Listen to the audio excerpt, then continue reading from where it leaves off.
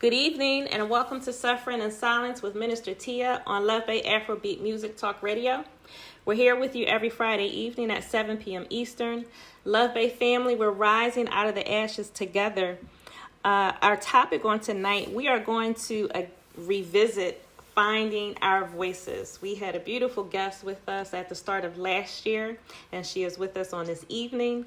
Our co-host tonight is Jennifer Peterkin, and our guest is Patricia McLean, award-winning newspaper reporter and founder and president of Finding Our Voices.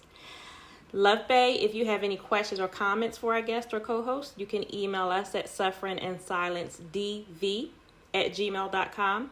If you have resources that you would like to share with us on a national or local level from your country, your community, any local organizations, or your faith community, you can also email us at sufferinginsilencedv@gmail.com. And with that, Jen, if you would greet our listeners for tonight. Yep. Good evening, everyone. So happy to be back again with both Tia and Patricia. I was fortunate enough to be on with Patricia last year, so I'm excited to continue the conversation. I am a regular co-host here on Suffering in Silence. My name is Jennifer Peterkin. I am a domestic violence survivor, and I am also getting ready to launch my own project that is not strictly about domestic violence, but was heavily influenced by my own experiences. It's called The Human Experience, and it's a podcast that is launching this month. So if you want to learn more about that and be in the loop on when all of that is dropping, feel free to follow me on Instagram I actually changed my Instagram handle. So you can follow me at the HX Pod, Pod. Awesome. Thank you so much, Jen. And Patricia, if you would just say hello to our listeners tonight. Yeah, hello. I'm so glad to be back here, and Tia and Jennifer to be back with you. Thank you so much for having me on again. Thank you. So I'm going to share a couple resources, and then I'm just going to turn it right over to you, Jen. Great. So first we have a Catholics for Family Peace. Their website is Catholics for FOR familypeace.org. Then we have the Artemis Center. Their website is Artemis, ARTEMIS center.org. Their hotline number is 937-461-4357. And then we have the main coalition to end domestic violence. Their website is www.mcedv.org.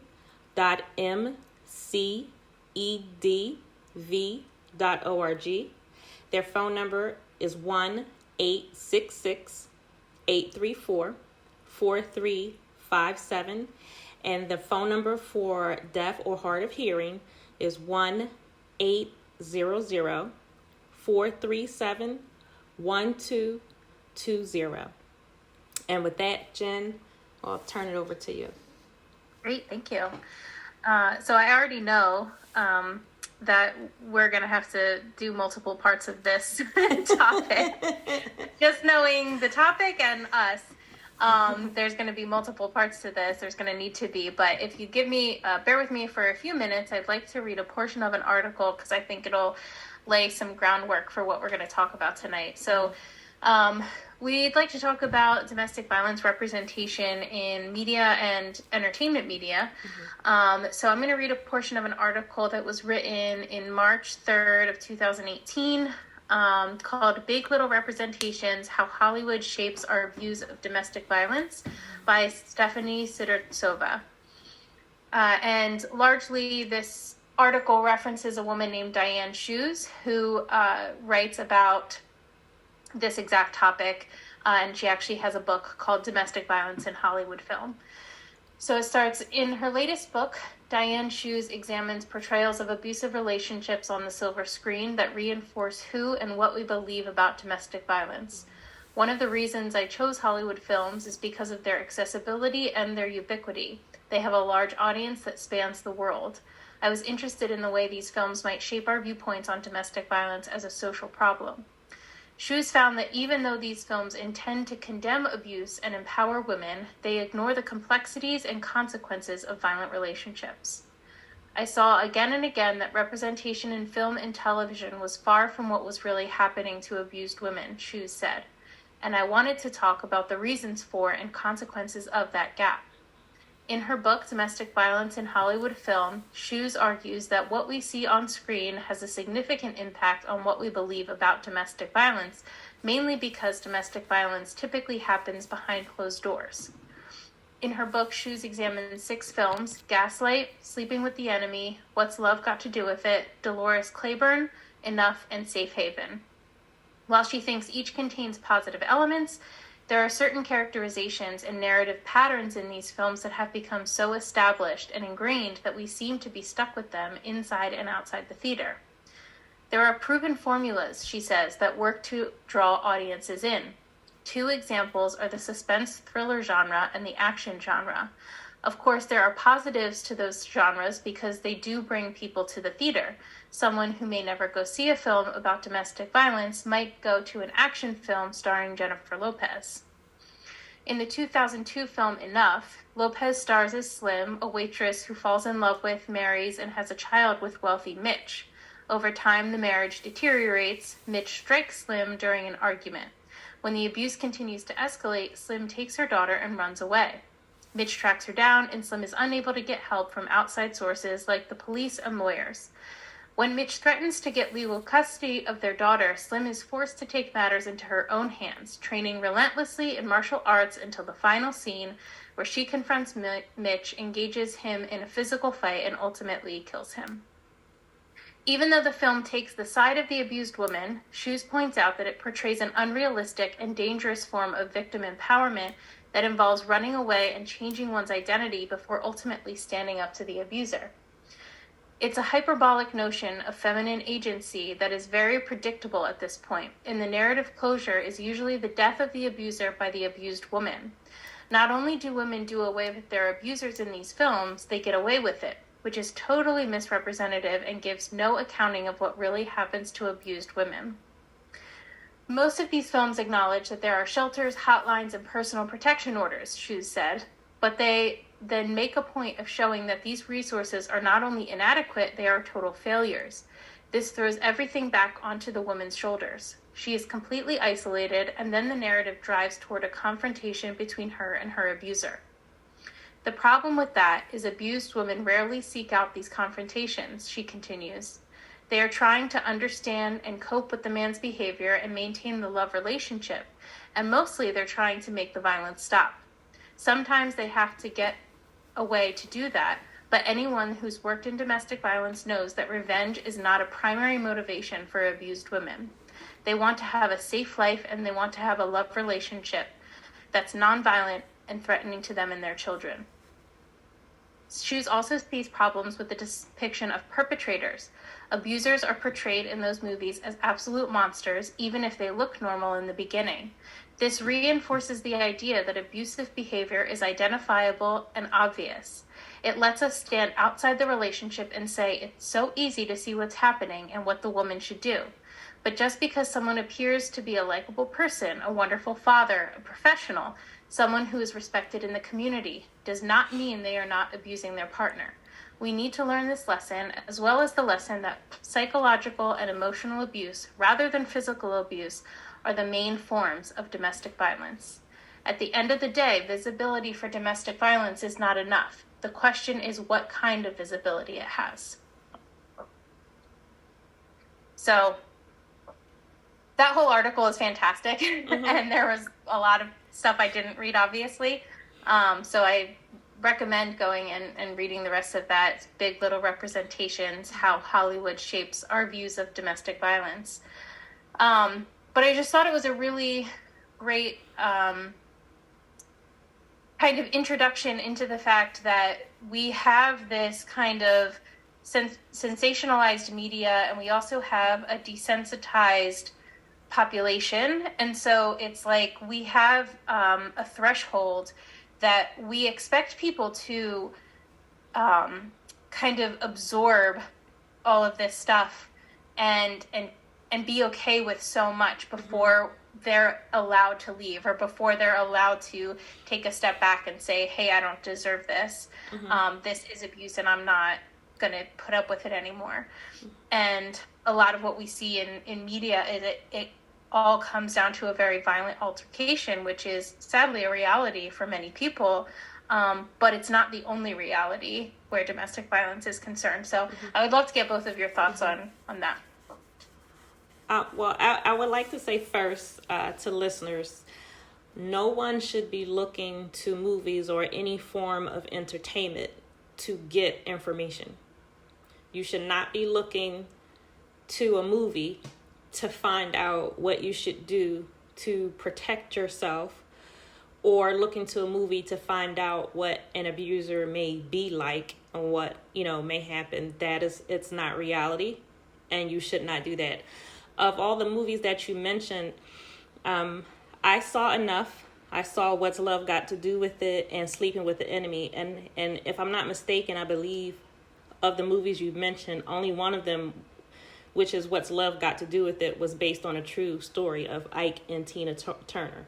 So I don't know how much literary license was taken with that to embellish or bring some things down. I don't know. But again, you should not look to a movie to try to get answers to see what you should do or what a situation may be like.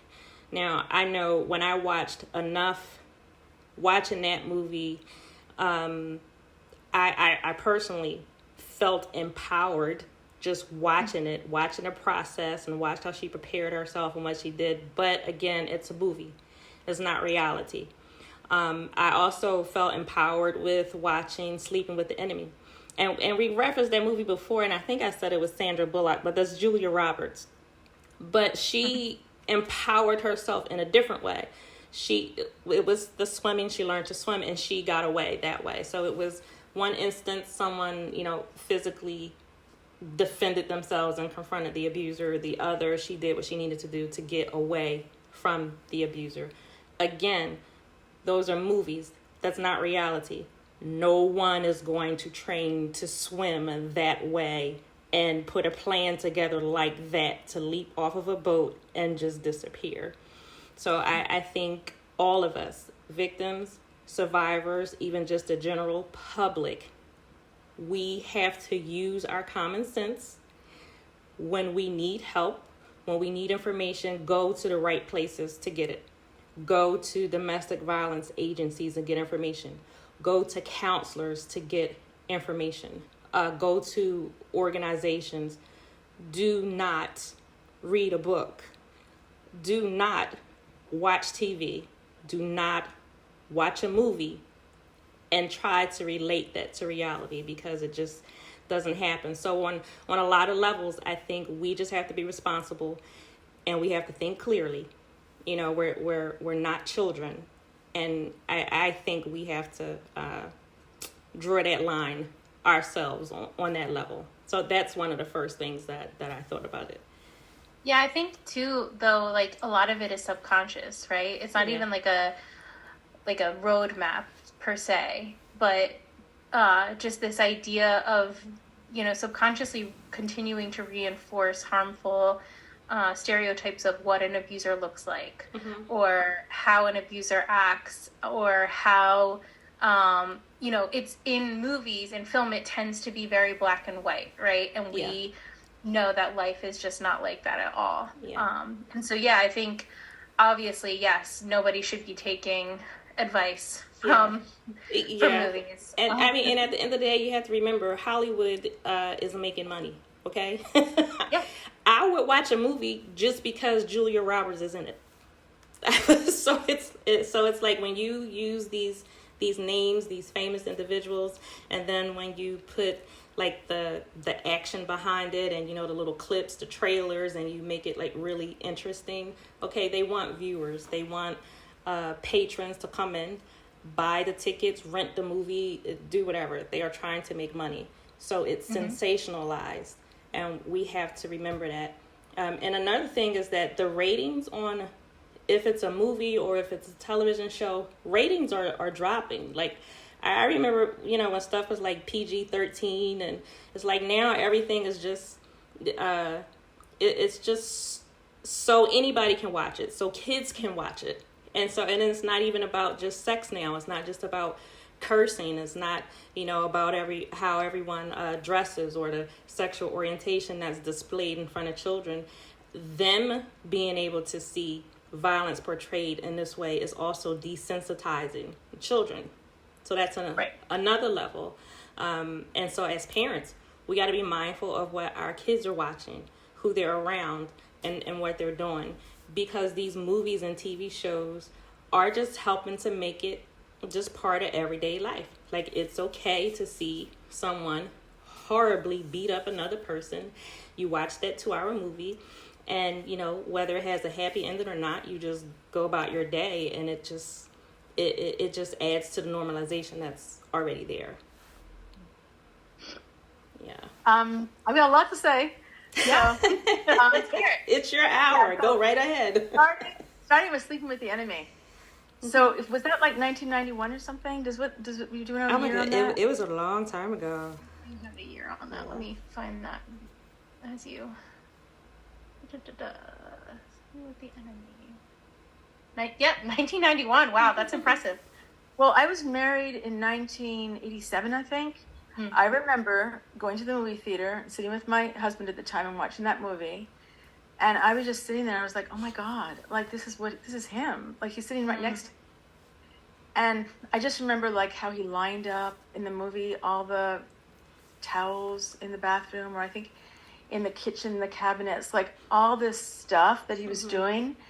It just, I just remember thinking that, like, this is who I'm married to.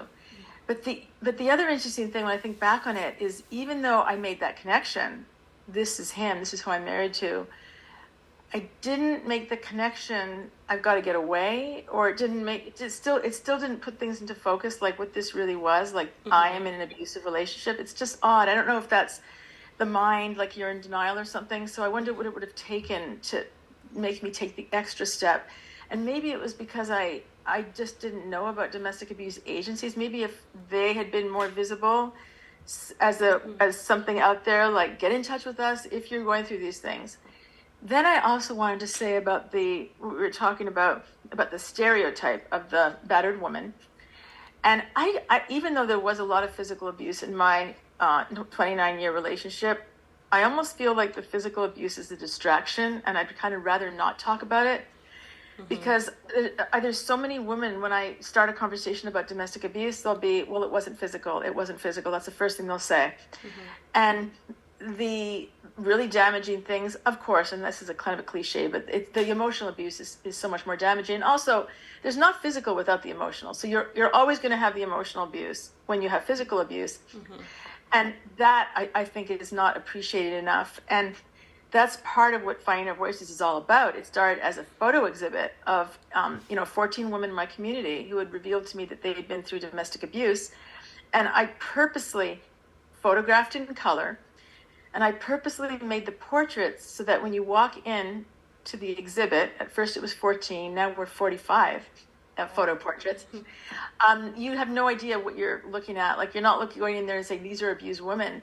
It's like, well, these are nice portraits of people in our community, and only when you get closer, or you know the name of the exhibit, do you understand? And that's what's really interesting, is when people are like, wow, it happened to her, And I don't know how you feel about this, but I just get bothered sometimes about how you see people posting sometimes on Facebook. They probably do it on TikTok, all over the place, about, there's a woman, right, and she's battered. He's just battered her, and she's revealing it.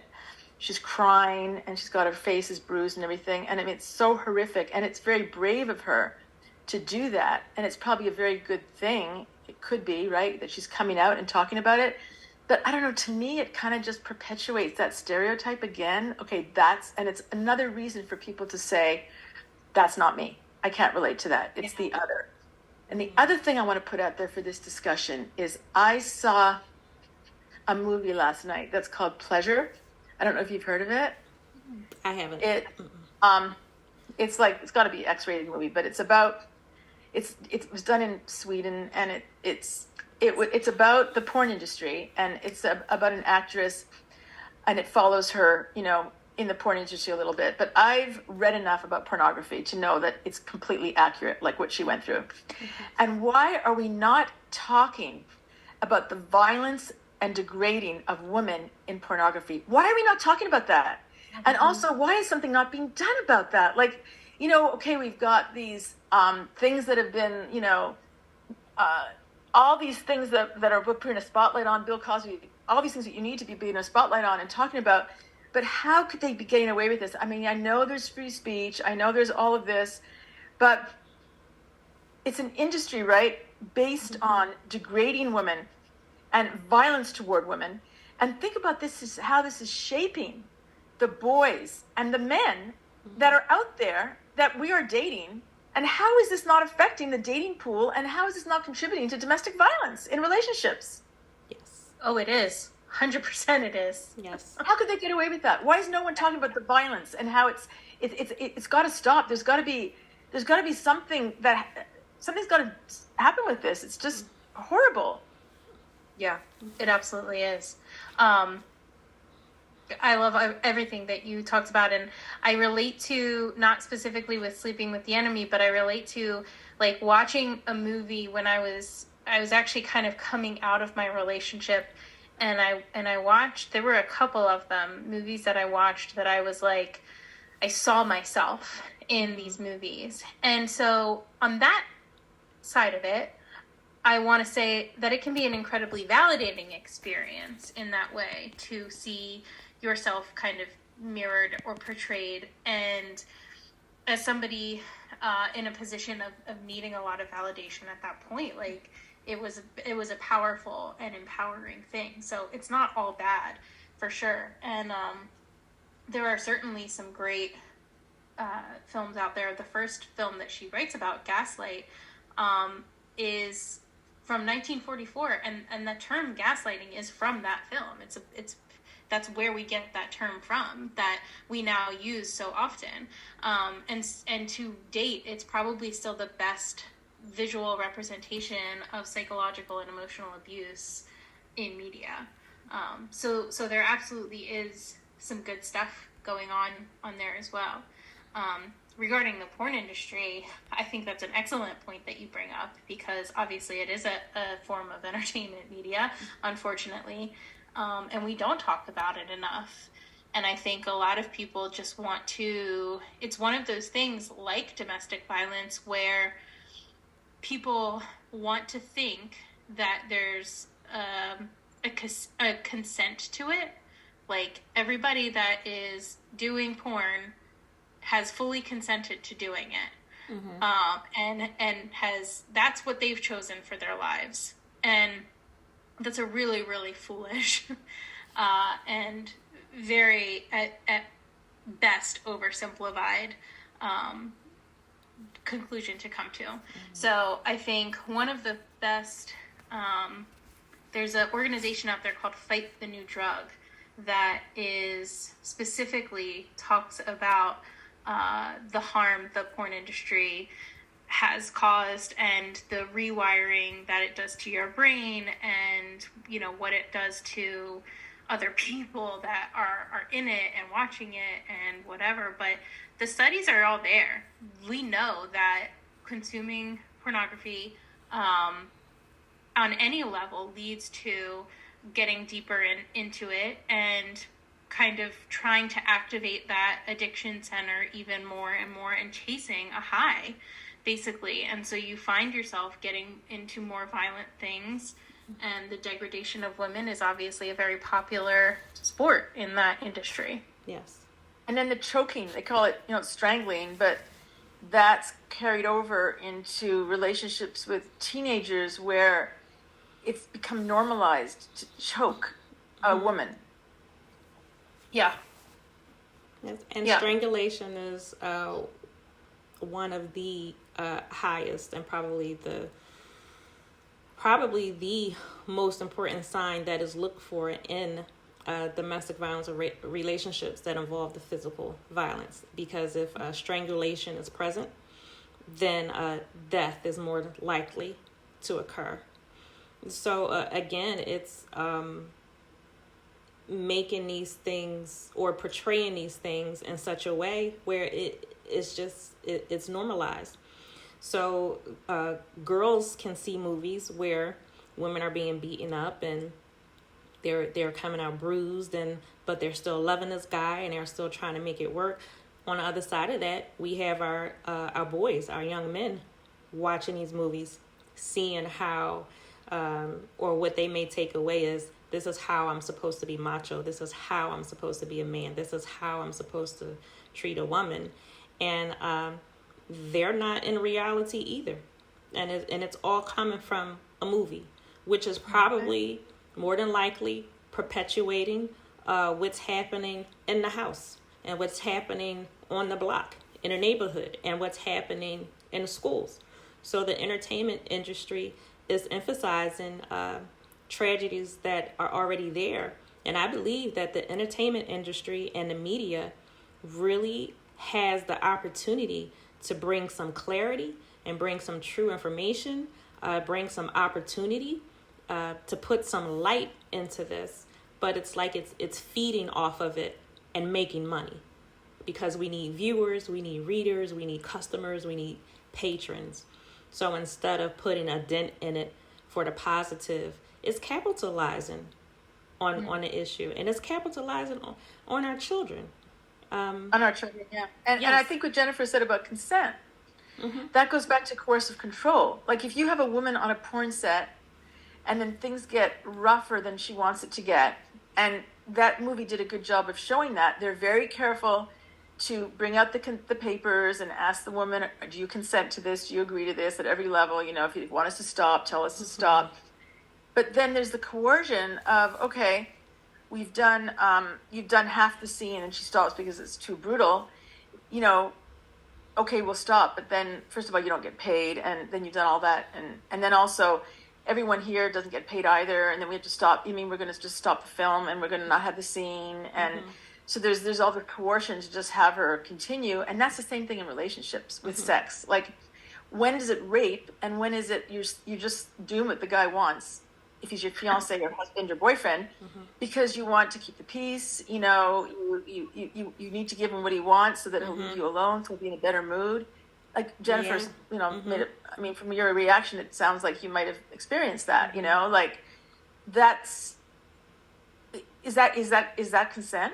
It's not. You're not doing it. No, you know, you're not doing it because you want to do it. Right. Correct. Because you're trying to keep yourself safe. You make the best decision possible for you in that moment. And it's like, I need to get some sleep.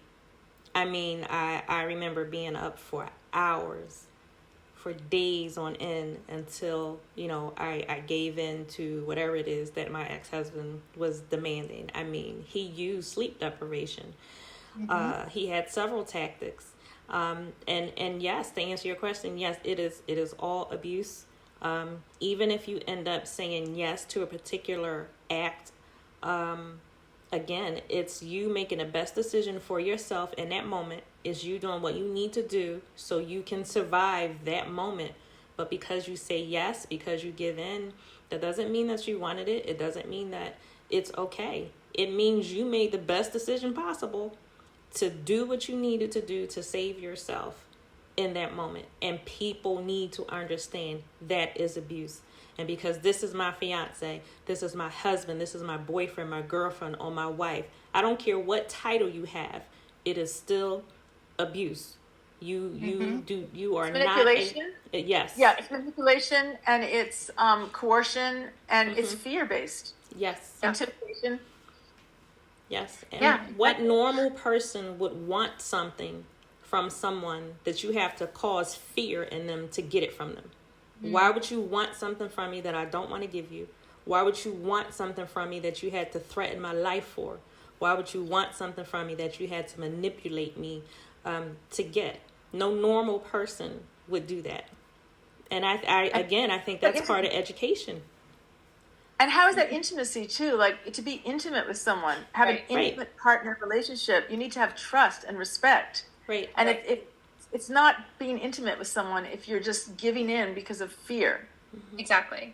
It's not at all. And there's a whole conversation here too about the correlation between sex and violence and the gray areas that we refuse to call out, largely as a society. You know, and this is again another portrayal in the media. We want to think of these things, rape and sexual assault, as this guy hiding down an alley and you've never seen him before and he grabs you. And it's like, that's not usually what's happening. Yes.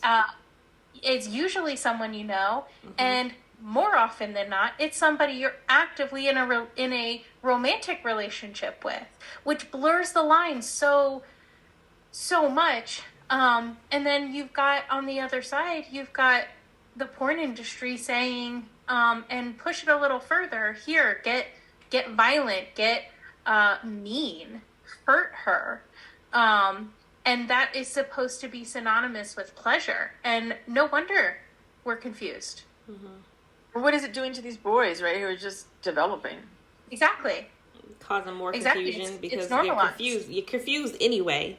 Because you're just a kid. You're a kid trying to grow up. You're a kid dealing with the hormones and everything. And boys are trying to figure out girls. Girls are trying to figure out boys. And you're trying to figure out yourself. You know, it's just, all of it is confusion. It's just adding, gas to the fire. And then talking about portrayal in the media, like, I don't know, does it happen to you too that you read newspaper articles and you're just like screaming, like, stop, it's not a passion killing. It's not, the way they always portray it with, boyfriend or girlfriend, or they put these love, words in there where there's nothing to do about, there's nothing at all to do with love. Like it was, there are some articles that I read and it comes across as if this was like some kind of, like a beautiful tragedy, a romantic tragedy. No, somebody lost their life. Somebody was maimed. Somebody was hurt. There's nothing sexy about this. There's nothing romantic about this. But I think that, again, goes back to the point of trying to get the readership and customers. So twisting it in that way to make it, I guess, almost appealing, to want to read this, to want to know about this, to satisfy curiosity. But no, this is real. And that's what we have to remember. Domestic violence is real. And these are real people that we're reading about in these articles. These are real people losing mothers and losing fathers. These are real children that are being left behind, when their mother is gunned down in the street. When she went to the police time after time after time, and he was still able to gain access to her and just kill her in the middle of the street. These things are real. And it's nothing pretty about it. It's nothing romantic about it. There's nothing loving about it. And that's not passionate. That's violence. It is. And it's also not someone losing control, because it's not the first time they've done something like that. Yes. Mm-hmm. They've been pushing and pushing and pushing for a very long time. Yep. And the warning signs have all been there. And nobody was listening. Right, and the woman probably did a hell of a job and a really hard job of keeping it covered up. I mean, it's not easy, but that's, trying, again, to just keep the peace, get through another day, keep her kids safe. Yes. So that could be talked about more rather than the one blow up that ends up killing her, all the terrorizing of the family that goes on before that happens. Yeah, absolutely. And I think there's a conversation there too, like, when that does happen, and obviously we know we cover it up because, well, there's a lot of reasons we cover it up, but there are women that seek help, and it's not that people don't want to help her. It's like they don't know how. And even like our legal system is just so far behind in helping victims of domestic violence and violence in general.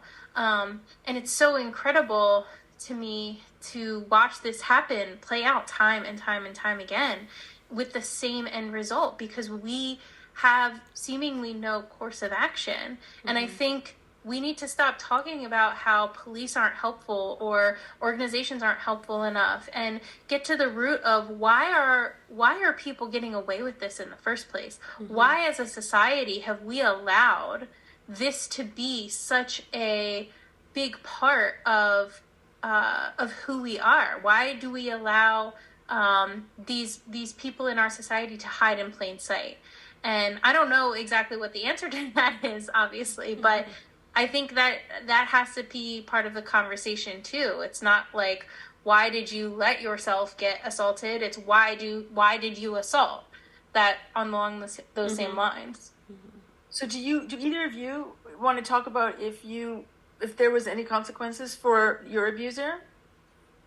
No, there wasn't. Oh, no, there weren't any consequences. As a matter of fact, I had a conversation with a friend today. We were talking, and I was expressing how every place that I went to for help, until I got to the domestic violence agency, and also Pastor May and Pastor Eugene Davis, everyone else looked at me as if there was something that I was supposed to change and that I was supposed to do different, and then my marriage would be great, if I adapted. It was like, he was fine. He just had some issues he needed to work on, but I was supposed to stand by his side. Once I finally opened up and told my story, like, I told everything. I didn't leave anything out. So there was no guessing. So these people knew the truth. They knew everything, and still they overlooked what he was doing and looked to me to tell me I'm supposed to stand by his side and support him, and he'll be a better man. So there was no consequence whatsoever, none from the church at all. He stayed in his position, as a reverend. I didn't have to go as far as pressing charges. I called the police when I needed to, but I never came to a point to where I had to press charges, and he was arrested. Even dealing with counselors, until I dealt with counselors who dealt with domestic violence, the counselors just brushed it aside. The very first counselor that he saw told him that he was stressed and that he needed to take a break. This counselor told him he needed to spend some time playing video games and doing some things that he liked to make himself feel better. And I was devastated. Rewarding him. Yeah.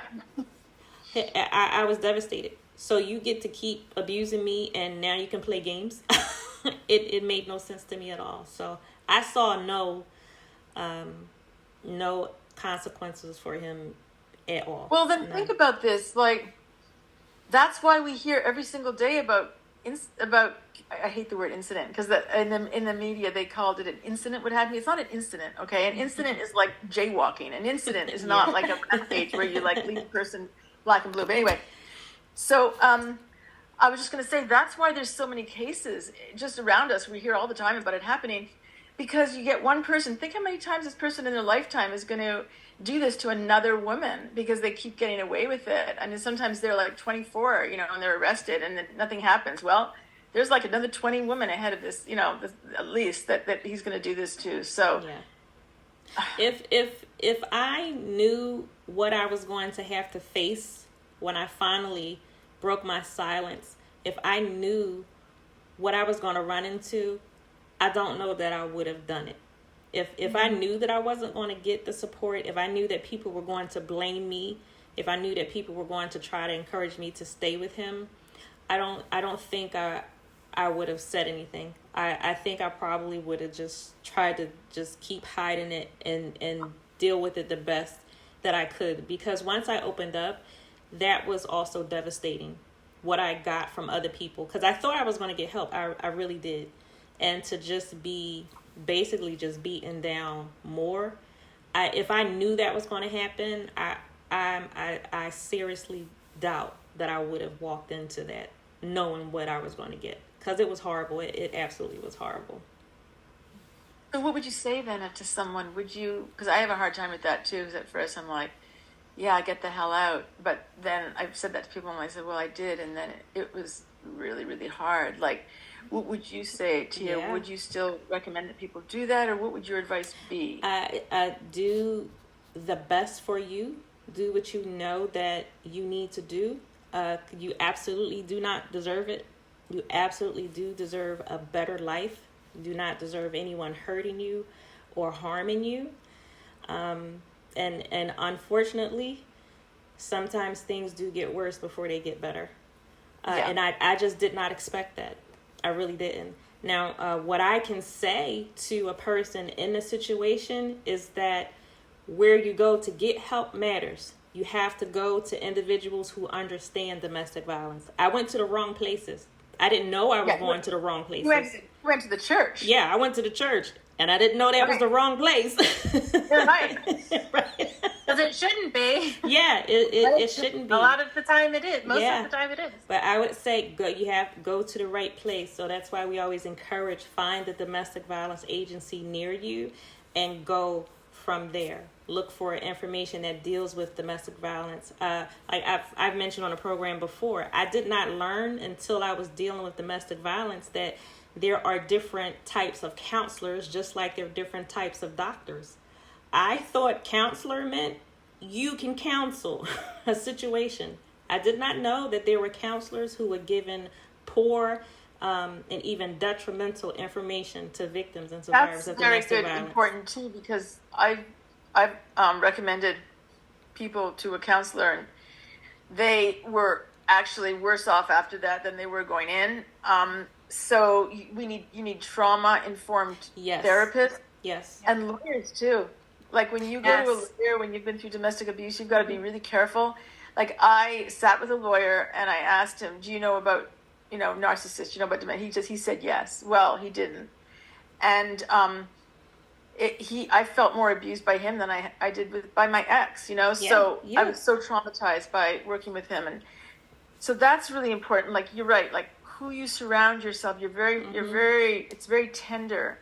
And who you surround yourself with, everyone you surround yourself with, even like for me, like an accountant, like that was important. Like I met this accountant, and he basically like swept me off my feet in a way, because he's like, kind of patting my head, like, I'm going to take care of you. I'm going to, and he ended up like, I was worried that I had lost everything with him. So, I ended up going with a woman, and it was wonderful, but it's just every single person around me at the time, like it was just critical that, I choose very carefully, and, especially with therapists and lawyers, that they be trauma informed. Yes. Yeah. Trauma informed is so important. But Patricia, and with lawyer that deals with domestic violence, of course, he needs to understand, right? Yes, sure, exactly. So few people are trauma informed, and based on the rate at which we are traumatized as beings, that really shouldn't be the case, right? But Patricia, you specifically have your own involvement with entertainment media, and you are also a journalist, and so you have a very unique view on domestic violence in media and entertainment media. So I'd love to hear kind of some of your story, if you're willing to share, but also your thoughts on that. Yeah, I mean, there's some things I could say about the media. Like when my ex was arrested, he just had the megaphone of fame, and so he would put these things out. They'd be picked up, and he'd be quoted, and it would be like defamatory stuff about me. Like even just saying, in the very beginning, when I had a protection from abuse order on him, so he couldn't he wasn't able to, his tour in Australia was canceled after the domestic violence arrest. So it was canceled because of the domestic violence. And he put out there, I've decided to cancel the tour because I want to spend more time with my wife and family. Oh. I had a restrainer on him. He couldn't come anywhere near me, yet he put that out. And that was relayed out everywhere. And people were even saying to me, oh, I didn't know that you got back together with him. So that's one example. And he put out things insinuating that I was crazy. And that was picked up and put out there. And then the New York Times actually said that they were going to do a feature on kind of me, a little bit about finding our voices and about the situation. And I just remember being so stressed knowing that that was coming out. I just didn't know how it was going to be portrayed. And she told me that she was going to have to talk with him, which was really upsetting to me. I didn't know what he was going to say and what she was going to relay from that. And then when I read the article, I was so devastated because she quoted him. And she quoted him saying that I was a woman scorned. And that's what this whole was about. And I just couldn't get over that because she said that, you have to present both sides. Like, first of all, there's no two sides in domestic violence. He pled guilty and was convicted of domestic abuse. There's no two sides here. Yes. And also to give him that platform to slander me and further abuse me by saying I'm a woman scorned. I don't know. It was just devastating to me. And then the other thing about the media that it was just on and on and on. It was just further abuse, like onslaughts all the time. And a lot of times they wouldn't bother reaching out to me. They would just get his quote and run with it. And he's very media savvy. He's been doing interviews for 30 years. And I think the capper of all of this was this reporter from Fox or something. This woman got in touch with me and they did an interview with him and they told me they quoted what they were going to say. And he was saying that I abused him, that I had been abusive to him. And they said they were going to print it.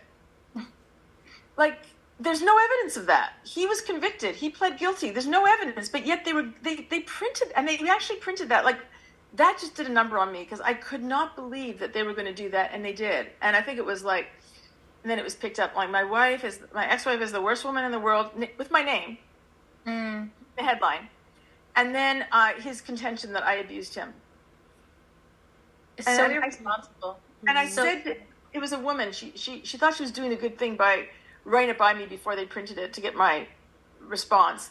And I said, I was a journalist, I was a reporter.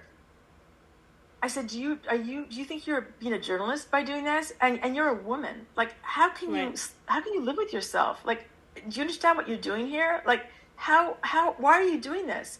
And I just tried to talk to her as a person, but it just didn't work, and so anyway, I just did not have a good experience at all with the media. I was very disappointed, and it really is all about just, they're all about just getting attention and about getting viewers and getting comments, and it's very irresponsible.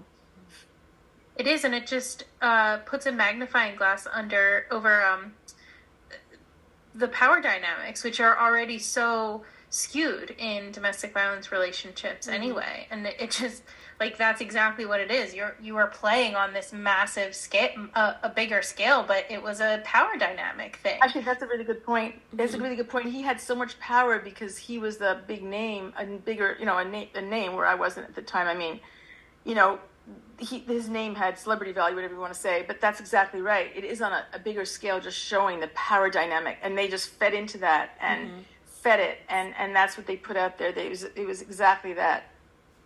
Yeah, which is why so many abusers get away with it, is because they already have this huge power dynamic over their victims, and society tends to feed into it. And just have to say one thing. Sorry, I just have to say something while you're saying that. I'll tell you another way that they get away with it. NDAs. Oh, yes. NDAs. And that is why I'm sure you don't hear from more women who have been abused by their narcissist, entertainment, celebrity exes. Yes. Are you kidding me? Think about it. Hollywood, the music industry. Don't tell me that these men are not supreme narcissists and completely abusing the exes, and you don't hear about it. Yes. NDAs, which should be illegal. Don't you think that they should not be legal? And non-disclosure agreements, right? Yes. I agree. Yeah. Yes.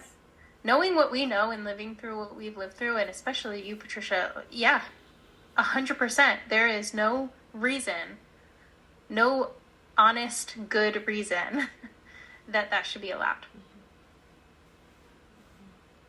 And, say what you want about that and celebrity fodder or whatever, but clearly, at the end of the day, he had a guilty, he was guilty. He pled guilty, and still he's controlling the narrative. Yeah, exactly. Like a responsible journalist would not have given the time of day, and would have turned it around maybe and just said what he's trying to do, but just point out that the history and the record here. Mm-hmm.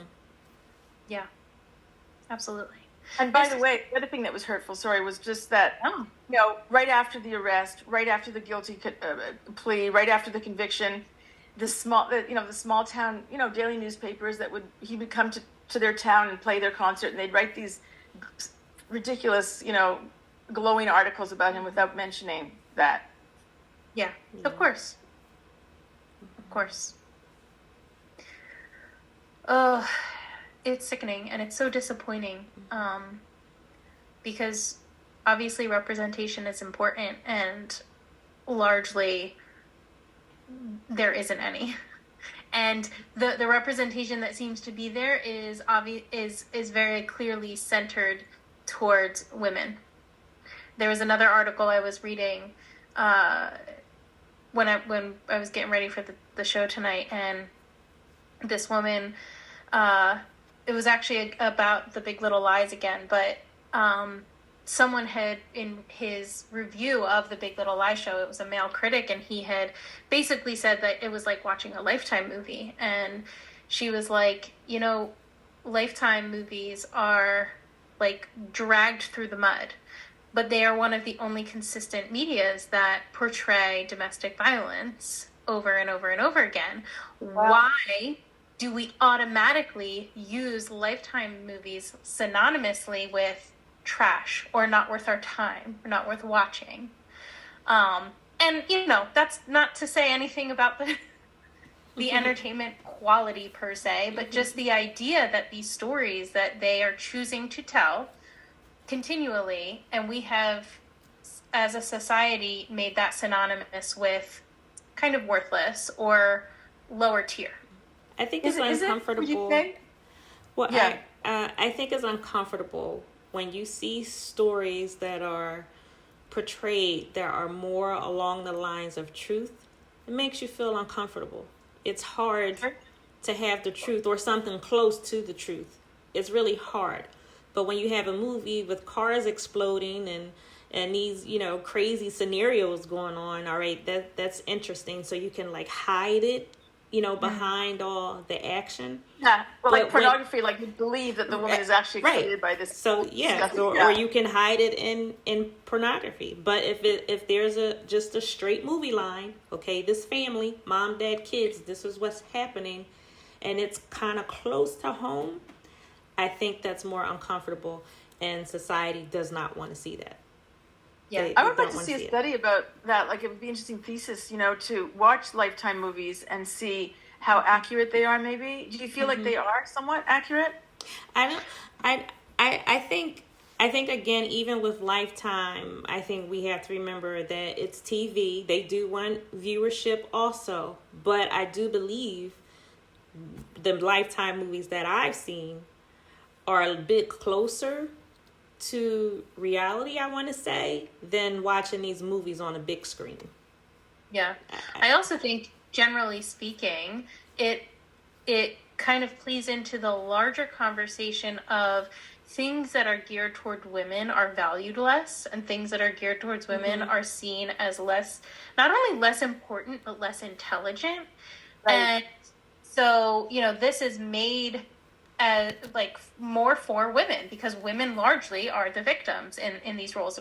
We know it's not 100% of the time, but largely that's the case.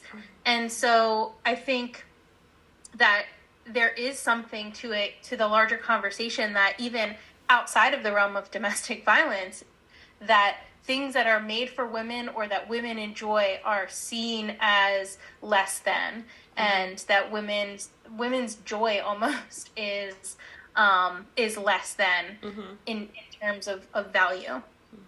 Well, that's abuse, right? Because that's what they're all about, is piercing your joy. So maybe that reflects that maybe to some degree. Mm-hmm. Sure. Well, it's just it's the write-off, right? So Lifetime movies have this reputation of being melodramatic, right? That's not to say every action movie or how many freaking superhero movies are out right now. Right. That's not melodramatic. So and domestic abuse is melodramatic. Like the story, it is very melodramatic. What's happening to you in your own home? It's like most people wouldn't believe it. Right. Oh yeah. Truth is stranger than fiction. 100%. But I couldn't have written a better story. Yeah. Truly. Yes. It's true. So yeah, I mean, I think I think we could keep going out with this, you know, there's a bigger conversation and a bigger conversation, because it is culturally deep. It's ingrained in every part of our culture, from news journalism to entertainment media to the pornography industry. It is all affected and infected. Well, that's the thing that gets me. Like, after I got divorced, like it was really fun because I just did all these things I'd always wanted to do. I was free to do them. I know, and right? And just like follow my interests, you know, where it was always like stymied and staunched at every turn before. Like I love documentary movies, so I went through a whole thing where I would just go to documentary film festivals, and I was looking for documentary movies about domestic violence. And I went to like IDFA, which is like the biggest documentary film festival in the world in Amsterdam. I think there were like 350 movies. There was not one about domestic violence. So I was just like, why? Like, why is it that that it's everywhere? We know that, right? Like, especially if you start realizing that reframing it. So emotional abuse is abuse, right? So we know that it's everywhere. Why aren't there more movies, you know, or, you know, documentary movies or TV shows like Made got so much attention? Because I think it's unusual, like to have about domestic violence. I just found that kind of interesting. Yeah, I think so.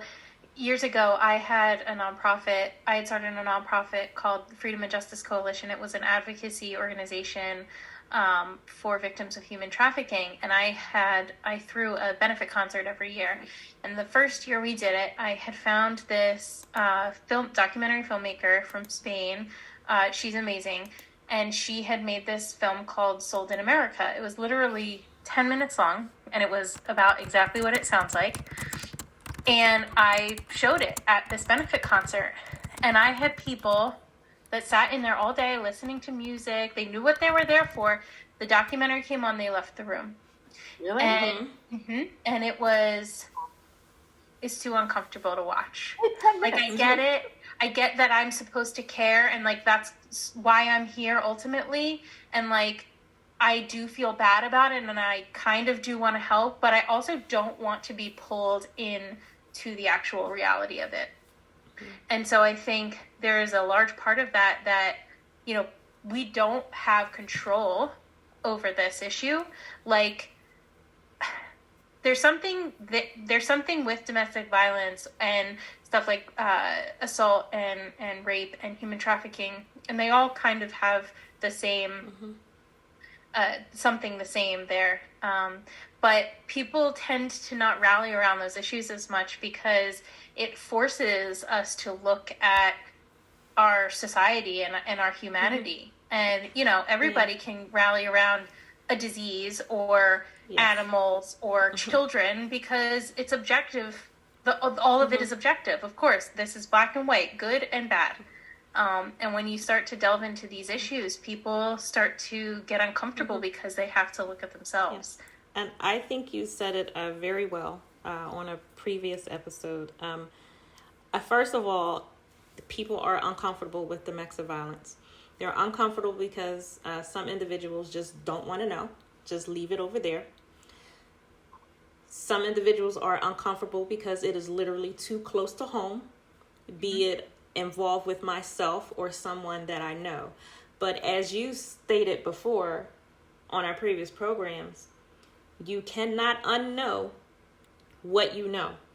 Once this information is brought in front of you, once it is put in your face, once you are made aware, you cannot unknow it.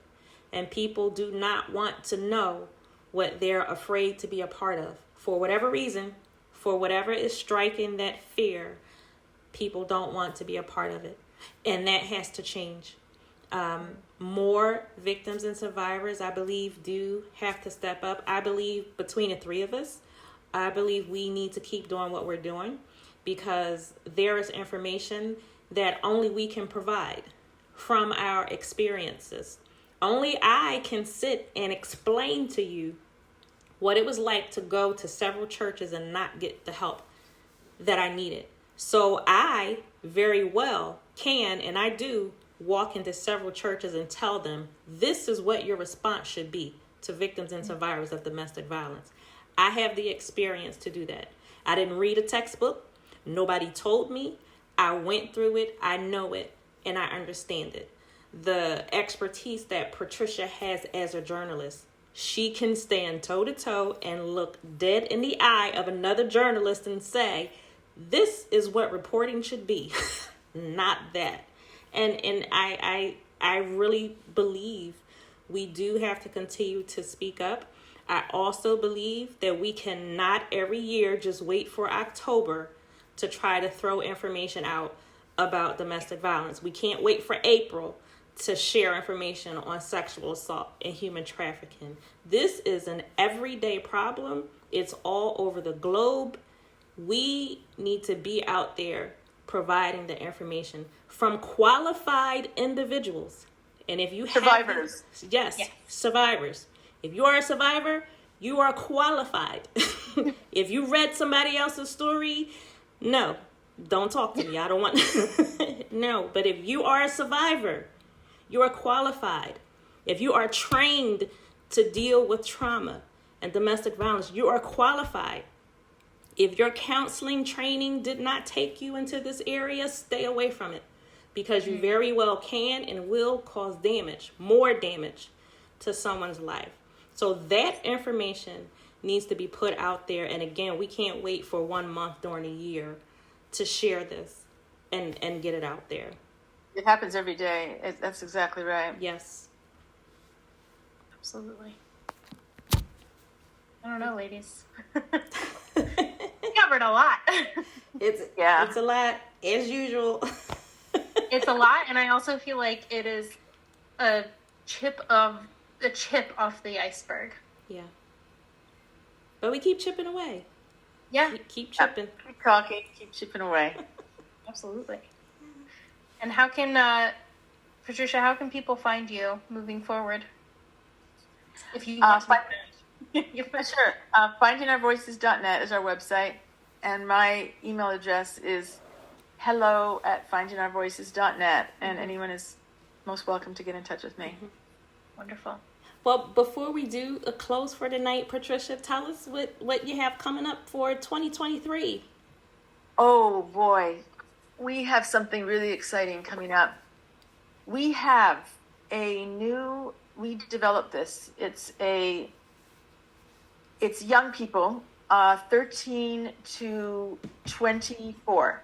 And we have a QR code that they can use their cell phones, and they can access a online survey.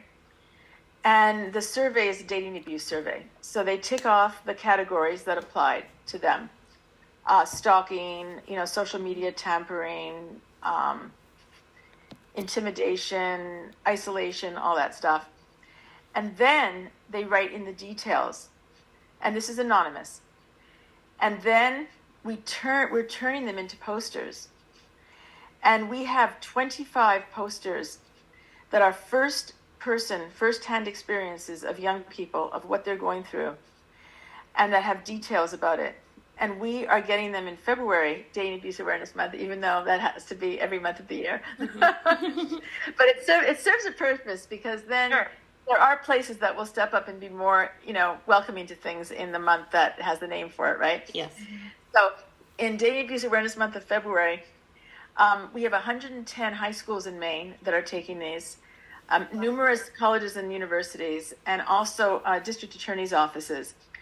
And they're all going to be taking these posters, and I'm just really excited about it. Again, it's survivors. That's what it is. It's right from the mouths of survivors, young people who are sharing these horrible experiences in order to help their peers recognize it and avoid it and get help, Yeah. I think, we always talk about prevention is, if we can do prevention, it's so much better than rehabilitation, right? Yes. If you can get prevention and avoid rehabilitation, it's the best case scenario. So I love to hear that. We had a few minutes with each of us. I don't know if we do have a few minutes, but looking back, like, what would have been helpful for each? Do you think there was anything that anybody could have said to us to help us avoid getting into the relationships that we got into, the abusive relationships? For me, no, because the person that I married was not the person that he turned into. Oh, so, really? Yeah, he was not abusive right from the beginning. We were 18 years old. Abusive. Well, wait a second. Let's parse this a little bit. Was he an abusive person, but it was latent, or was he an abusive person, but it just wasn't so bad yet, or was he? Do you really think none of that strained in him at all, and it really just developed later on? No, I think. I mean, he could have had tendencies or issues that he was dealing with, and it just didn't come out until later. I don't know if he was actually just hiding this, but what he presented to me in the very beginning was not what he turned into. So well, that's always the case, though. Yeah. They're very good at that. Yeah. Well, he was good for a few years, because the first few years of my marriage were okay. So there would have been nothing that anyone could have said to me, other than, maybe giving me the conversation, you're too young, you should wait a little bit, because we were 18 when we met and we were 20 years old when we got married. So, that is really, looking back though, there were no red flags then in the very early, no, before you married? Not before we got married, not very early. There was nothing. And I have often said, I mean, when we met, if he hit me, it would have been over. Like right then. But it wasn't that. He presented what I thought was my best friend. He was very nice. He was sweet. He was everything that I needed, everything that I wanted, full of potential. And I just knew that, we were just going to come together, grow together, and our lives were going to be beautiful. Big house, white picket fence, 2.2 kids and a dog. And I really thought that was going to happen. But it wasn't until years in. I think what someone with experience could have shown me is that when I started seeing those red flags, to be able to recognize what the red flags were, because there was a lot that I was dismissing. I thought it was just some normal things. If someone had noticed what was going on and pointed those things out to me, I think I would have listened. I think I would have just heard the conversation. I don't know that I would have just up and left, because initially when I realized that things were a problem, I tried to help him because I thought I had the answers. I thought, we go get counseling, you got issues from your childhood, and I thought I knew what to do. But someone with experience, maybe if they talked to me about, red flags, I think maybe I would have gotten it a little bit sooner. I don't think I would have immediately left, but I think I would have been able to pick up on it sooner and maybe start contemplating and thinking sooner than what I did. That's what I think with these. That's why I'm excited about these dating abuse videos, because they talk about how he didn't like my friends, he didn't like my family. He said my house was a dump. He, he threatened to kill himself. Like, there's all these things that and so if someone could see that as a pattern, that might be helpful. Yes, because if someone had said to me, all right, well, he's threatening to hurt himself. He's always down on himself. He's always feeling miserable and wanting you to feel sorry for him.